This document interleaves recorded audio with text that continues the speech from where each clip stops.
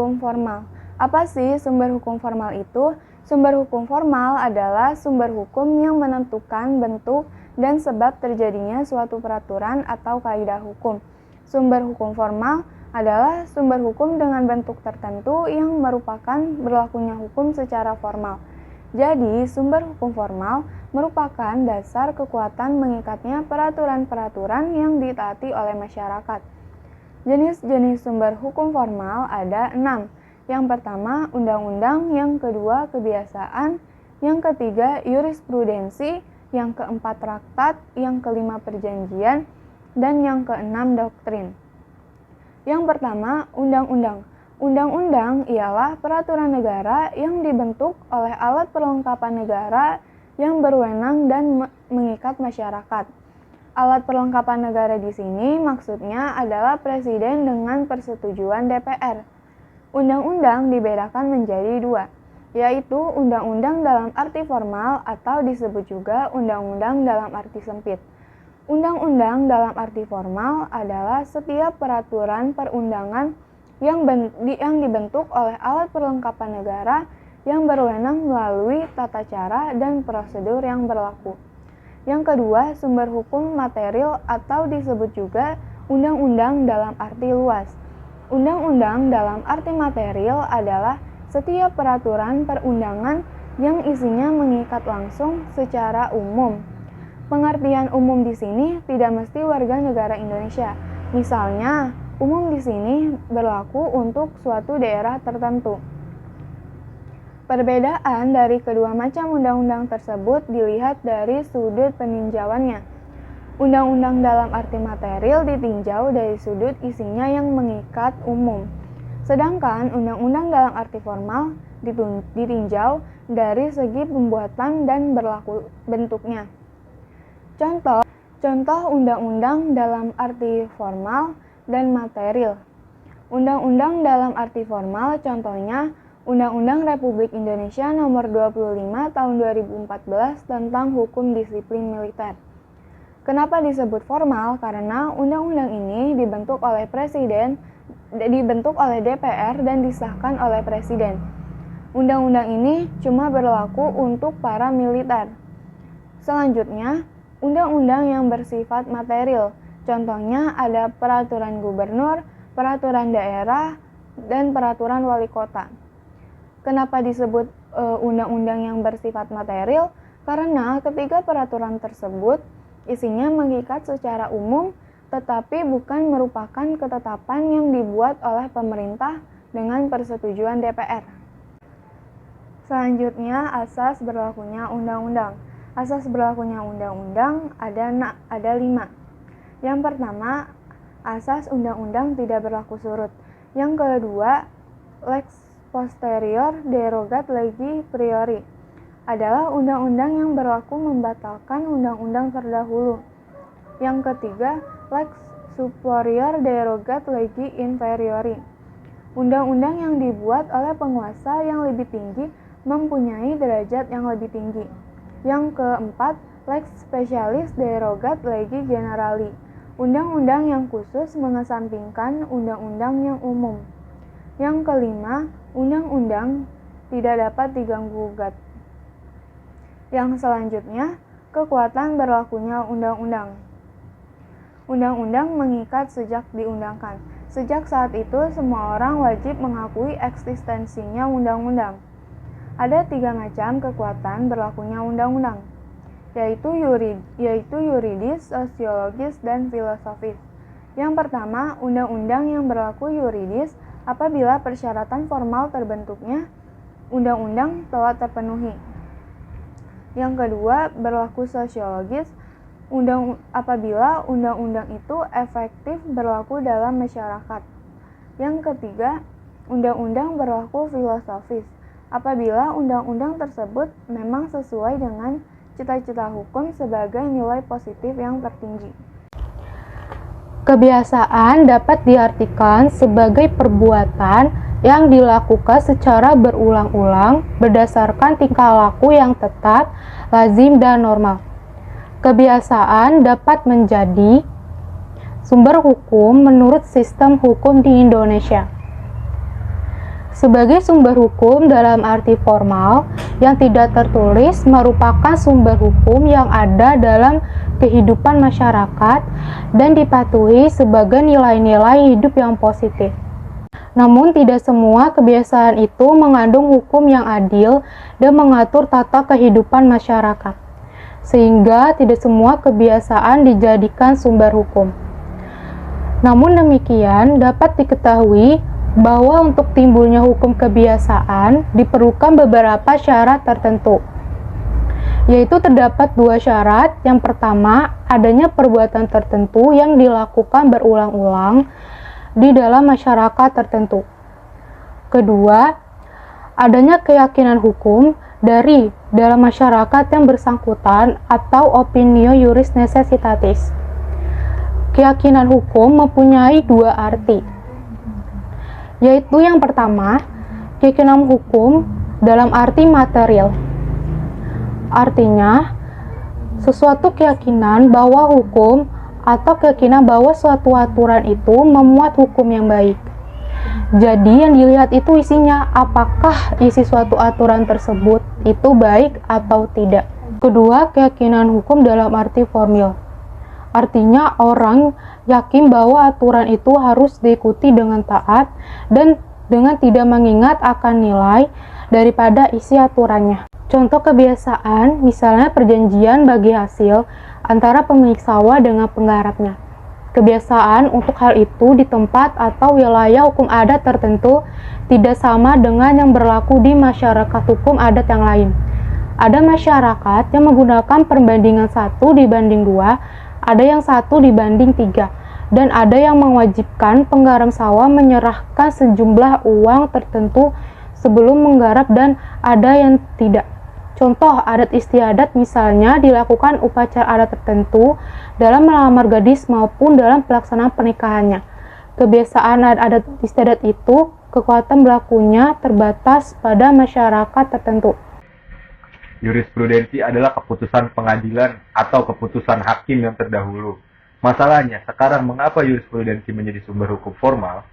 Menurut ketentuan pasal 22 AB-JO, pasal 14 Undang-Undang Nomor 14 1970, seorang hakim tidak boleh menolak jika diminta memutuskan perkara dengan alasan karena belum ada aturan hukumnya, tetapi justru dia diminta untuk menemukan hukumnya melalui peradilan. Apabila hakim menolak permintaan itu, dikenakan sanksi pidana, meskipun pada dasarnya hakim tidak terikat oleh jurisprudensi.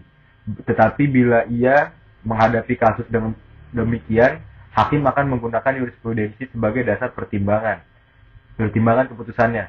Bahkan tidak mustahil jika hakim itu akan mengikuti keputusan hakim terdahulu manakala keputusan itu dianggap sudah tepat dan adil. Sedangkan kasus yang diperiksanya sama atau hampir sama.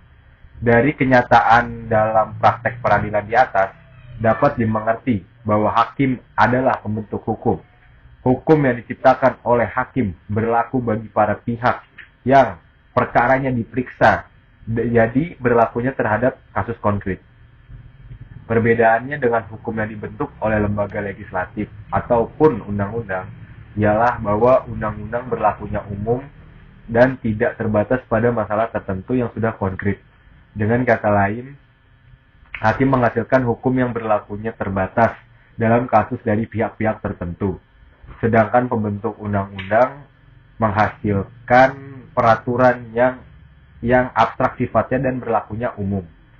Ada 2 macam jurisprudensi, yaitu 1. Jurisprudensi tetap, ialah keputusan hakim yang terjadi karena rangkaian keputusan serupa dan dijadikan dasar ataupun patokan untuk memutuskan suatu perkara atau standar arresten. 2. Jurisprudensi tidak tetap, ialah keputusan hakim terdahulu yang bukan standar arresten. Jurisprudensi dikatakan sebagai sumber hukum formal karena ia menjadi standar bagi hakim untuk memutuskan perkara yang diperiksanya. Selanjutnya, untuk bagian traktat akan dijelaskan oleh kawan saya, Ahmad Septiansyah. Traktat adalah perjanjian yang diadakan oleh 2 negara atau lebih. Perjanjian antar negara sebagai sumber hukum formal harus memenuhi syarat formal tertentu. Untuk perjanjian antar negara yang biasa dilakukan oleh pemerintah Indonesia, dalam hal ini Presiden, dengan dasar hukum pasal 11 UUD 1945. Dalam pasal UUD 1945 ditentukan bahwa Presiden dengan persetujuan DPR menyatakan perang, membuat perdamaian, dan membuat perjanjian dengan negara lain.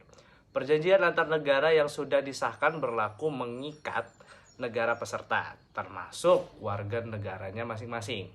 Oleh karena itu, traktat atau perjanjian antar negara sebelum disahkan oleh Presiden harus mendapat persetujuan DPR terlebih dahulu, sesuai dengan ketentuan pasal 11 Undang-Undang Dasar 1945. Dengan kata lain, suatu traktat untuk dapat menjadi sumber hukum formal harus disetujui oleh DPR terlebih dahulu, kemudian baru distratifikasi oleh Presiden, dan setelah itu baru berlaku mengikat terhadap negara peserta dan warga negaranya. Tidak sama bentuk perjanjian antar negara harus mendapat persetujuan DPR, sebab jika demikian pemerintah kurang leluasa untuk menjalankan hubungan internasionalnya. Ada beberapa bentuk traktat, yaitu yang pertama adalah traktat bilateral, yaitu perjanjian antar negara yang diikuti oleh dua negara. Yang dua adalah traktat multilateral, adalah perjanjian antar negara yang pesertanya lebih dari dua negara. Yang tiga ada traktat kolektif, ialah traktat multilateral yang masih memungkinkan masuknya negara lain menjadi peserta asal negara itu menyetujui isi perjanjian yang sudah ada. Prosedur pembuatan traktat adalah sebagai berikut. Yang pertama, tahap pertama, penetapan isi perjanjian oleh para wakil negara peserta yang bersangkutan. Kedua, ada tahap persetujuan. Ini perjanjian oleh Badan Perwakilan Rakyat negara masing-masing. Yang ketiga, ada tahap pengesahan. Isi perjanjian oleh pemerintah masing-masing negara peserta. Tahap keempat, tukar-menukar piagam perjanjian yang sudah disahkan. Perjanjian overkops adalah suatu peristiwa di mana dua orang atau lebih saling berjanji untuk melakukan atau tidak melakukan perbuatan tertentu. Perjanjian merupakan peristiwa konkret mengenai sesuatu hal yang dilakukan oleh mereka yang menjadi pihak dalam perjanjian itu. Para pihak yang telah saling sepakat mengenai hal-hal yang diperjanjikan berkewajiban untuk menaati dan melaksanakannya. Perjanjian karena itu ada yang berpendapat bahwa perjanjian adalah sumber hukum formal saja. Perjanjian itu adalah perjanjian yang sah. Persoalannya, sekarang perjanjian yang manakah yang sah itu?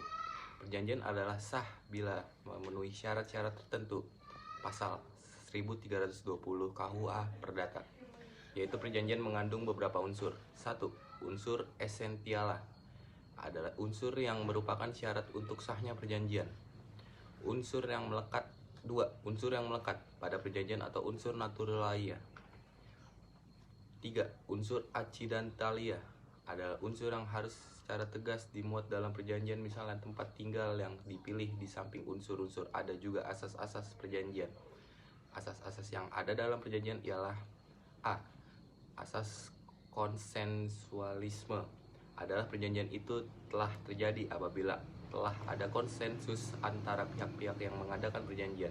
B. Asas kebebasan berkontrak artinya seseorang bebas untuk mengadakan perjanjian bebas mengenai apa yang diperjanjikan. Bebas pula menentukan untuk perjanjiannya. C. Asas passion servanda. Maksudnya bila perjanjian itu telah disepakati berlaku mengikat para pihak yang bersangkutan sebagai undang-undang. Doktrin berasal dari bahasa Latin, yaitu doctriana, yang berarti pengajaran atau instruksi, dan menurut KBBI berarti ajaran asas suatu aliran politik atau keagamaan sebagai pendiri yang segolongan ilmu, pengetahuan, keagamaan, dan ketatanegaraan dalam menyusun kebijakan negara. Prinsip yang diikuti oleh kelompok tertentu meliputi kodifikasi, keyakinan, ajaran, atau instruksi yang diajarkan. Doktrin sebagai sumber hukum formal tampak jelas pada hukum internasional, yaitu dalam ketentuan pasal 38 ayat 1 Mahkamah Internasional secara tegas dikatakan bahwa doktrin sebagai salah satu hukum formal. Doktrin agama adalah penjelasan dan ajaran agama yang dapat diterima. Doktrin dalam teologi adalah istilah umum untuk komponen teoritis dari pengalaman religius yang menandakan proses wawasan dasar, pengalaman dari iman komunitas agama untuk mendukung keyakinan yang dipahami secara rasional. Doktrin hukum adalah kerangka kerja yang menetapkan aturan yang sering ditetapkan melalui residen dalam hukum umum. Sebuah doktrin muncul ketika seorang hakim membuat keputusan di mana sebuah proses digariskan dan diterapkan dan kemungkinan untuk ditetapkan secara setara pada kasus-kasus serupa. Doktrin politik adalah kebijakan, posisi, atau prinsip diberlakukan mengenai perolehan dan pelaksanaan kekuasaan untuk memerintah atau mengatur dalam masyarakat yang didasarkan pada seperangkat nilai yang dielaborasi secara rasional yang mungkin mendahului pembentukan identitas politik itu sendiri. Doktrin militer adalah prinsip-prinsip dasar yang digunakan oleh pasukan militer untuk membantu tindakan mereka dalam melindungi tujuan. Doktrin menghubungkan teori, sejarah, eksperimen, dan praktik. Tujuannya adalah untuk menumbuhkan inisiatif dan pemikiran kreatif.